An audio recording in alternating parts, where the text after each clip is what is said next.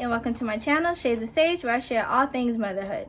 My name is Tashima, I'm a doula, chef, and mom of 5, and today I'm sharing all about how to decrease your chances of vaginal tearing during childbirth. Now, I did a video previously, so if you are interested in watching that video, I will link it down below. But this is part 2. Today is part 2 because there are some more things or some more ways to decrease your chances of tearing. And like I said in my previous video, though, if it's gonna happen, it's gonna happen. For the most part, it's not too much of a big deal. So I don't want you to be like super worried about it or stressed out about it if you are currently pregnant. But here are some things to keep in mind. So hopefully you don't tear, or if you do tear, it's not as bad of a tear for you.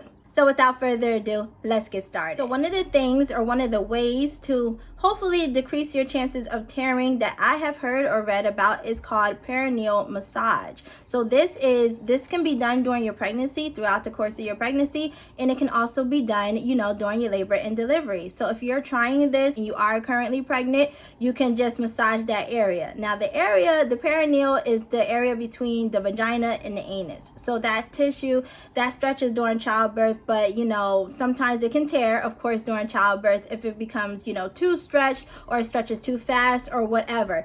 But there is some thought, or some people who believe that if you are, massaging that area throughout your pregnancy with like an oil, so like olive oil, some people use evening primrose oil, that can lessen your chances of tearing during your childbirth. I have not tried this personally myself. I thought about it for my last pregnancy, but I kind of skipped it. And to me, for all of my VBAC births or all my vaginal births, I did tear 2nd degree. So I do know what that is like. And like I have said before, even though with the tearing, still not as bad as a C-section recovery for me, but I only did tear 2nd degree. So if you tear, 3rd degree, 4th degree, then those are some serious tears. But if you do the daily massage or the perineal massage throughout your pregnancy, and specifically during the end of your pregnancy, you might have a lesser chance of tearing. So if you're one of those people who have done that, or if you're thinking about doing this, chime down below, if it goes successfully for you. But this is one of the things that they do say can help, and it definitely can help also throughout the course of your labor, when it comes to the pushing stage of labor, to have that little massage going and hopefully stretch the area out a little bit so that it doesn't tear. So while we're talking about pushing, another way to kind of prevent your chances of tearing is not pushing prematurely. And I do believe that this was one of the factors in the reason why I tore for my first VBAC birth, because I got the urge to push before I was 10 centimeters. So what happened was I got the urge to push, and I was pushing with my contractions or with that urge. Now, again, I didn't know I wasn't 10 centimeters at the time. I just thought, I'm getting in some early pushing. But what ended up happening for me is I swelled my cervix. So then my cervix was not dilating, like completely or all the way, and some part of my cervix was swollen. And then I had to wait for that swelling to go down in order to push. And I just think that because I was pushing prematurely, that caused me to swell, and then that caused just a little bit more trauma to that area than it would have been if I had not been pushing throughout that feeling of urge to push, especially before you are 10 centimeters dilated. Now some people, some providers, or even some midwives kind of can encourage moms to push before they get to 10 if they feel like the cervix is just in the way a little bit. And some people can like push, I don't know, from like 9 centimeters to 10. But yeah, that did not work for me, and so I don't recommend it. But you can try it yourself and see if it works. But I do think just because of the swelling and having to wait and just having all that extra pressure when I wasn't even really in the pushing stage yet, caused me or led me to tear in that situation. So if you are in the same situation and you are feeling that urge to push, I recommend just trying to hold off until you know for sure or for certain that you are 10 centimeters, and then obviously you have the all clear to begin pushing. So while you are pushing, though, another way to decrease your chances of vaginal tearing is panting through that ring of fire. So the ring of fire, oh my gosh, it's one of the things that stands out to me so much for all of my births, because I remember it distinctly. Even now sitting here, I remember the ring of fire for all of my vaginal births. So I did not have an epidural, so I felt everything, which is what I wanted, but the ring of fire is just this indescribable it literally does feel like fire. Like, it feels like a burning sensation. And I know, you know, looking back on my birth, that is when the part of the baby's head is crowning. So this is when your baby's head is crowning, and this is like the widest gap, you know, of getting that baby's head out, or when that baby's head is beginning to be seen and it won't go back up. So that is the pushing stage of labor, where you will feel the ring of fire. And if you don't push during this stage, if you kind of allow the vaginal tissue to stretch and, you know, get a little bit wider while baby's head is coming out, then hopefully you won't tear. Now, I know for certain for me, I tore, because when I felt the ring of fire, I was like, oh no, I gotta get these babies out. And every single time, without fail, I kind of pushed. I just was like, no, I gotta get them out. And I pushed them out, and I pushed them out. Well, my last two I pushed out kind of fast. My first took me a while, just because, you know, it was my first time pushing.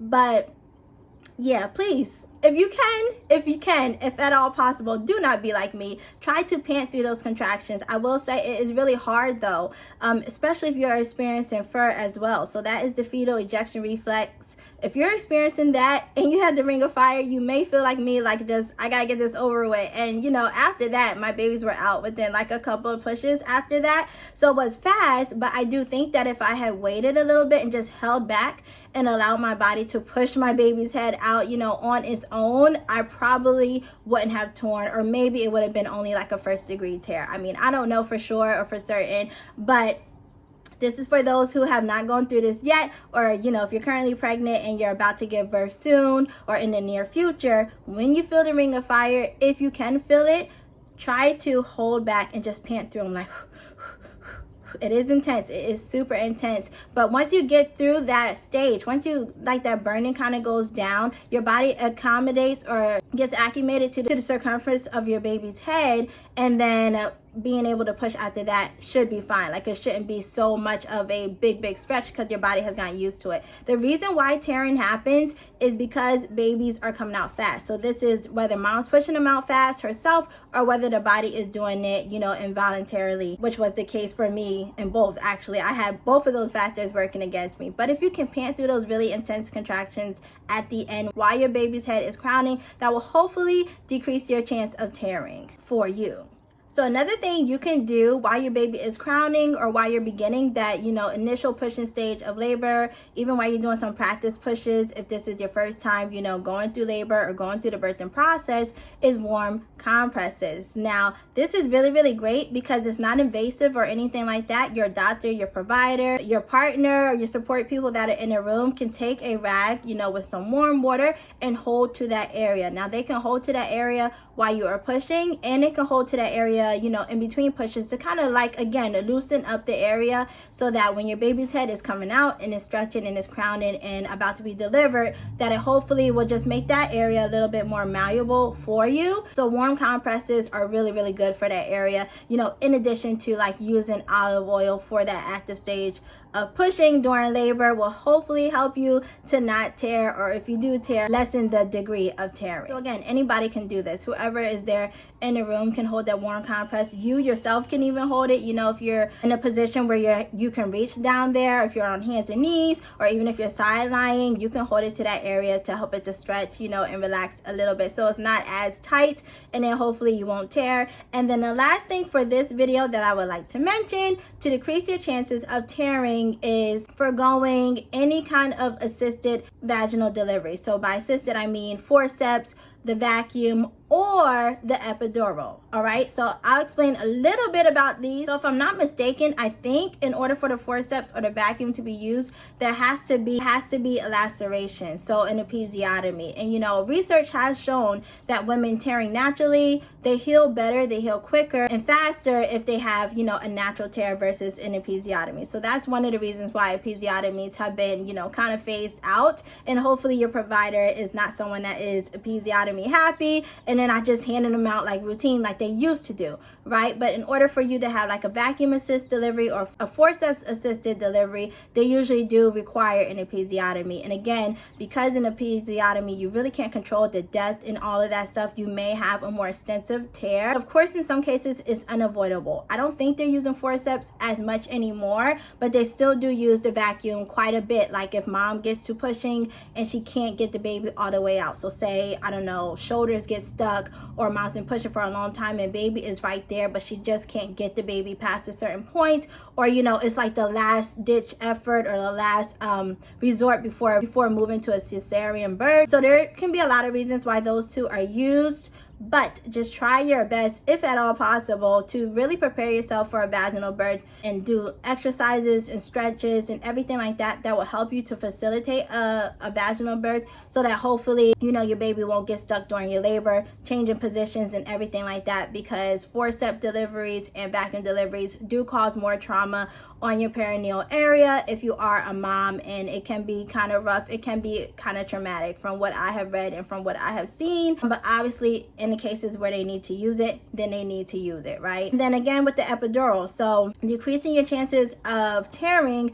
by foregoing the epidural. And one of the biggest reasons why is because when you have an epidural, you cannot feel all of your sensation down there. You may feel the pressure, but you may not feel the urge to push. And it really does vary from woman to woman and just how strong her epidural is. But if you're not feeling that urge to push, sometimes you push incorrectly, or sometimes you may push too forcefully. So just being able to feel will allow you to guide your pushes a little bit better. But when you have an epidural, it usually includes coach pushing as well. And coach pushing, if you watch my previous video, is another reason why vaginal tearing happens also. So, just trying to labor as naturally as possible is going to decrease your chances of vaginal tearing in all circumstances. Okay, so that is all for this video. I believe I listed 5 ways or 5 more ways to decrease your chances of vaginal tearing. So I hope that you found this video helpful. Again, if you haven't watched my previous video, because I talked about some more ways to decrease your risk of vaginal tearing. But again, if it happens, it happens. And I just don't want you to be afraid of it happening, because honestly, for me, I could not even tell when it happened throughout my labor, and I delivered all of my babies without an epidural. So you got this, you can do this, but hopefully this video will give you some comfort and some peace of mind. Share this with any pregnant moms out there that you know of who are, expecting their babies or getting close to their delivery dates. So maybe this video will help them as well. Thank you so much for watching. Remember to let your story be your power, and I'll see you in my next video. Bye.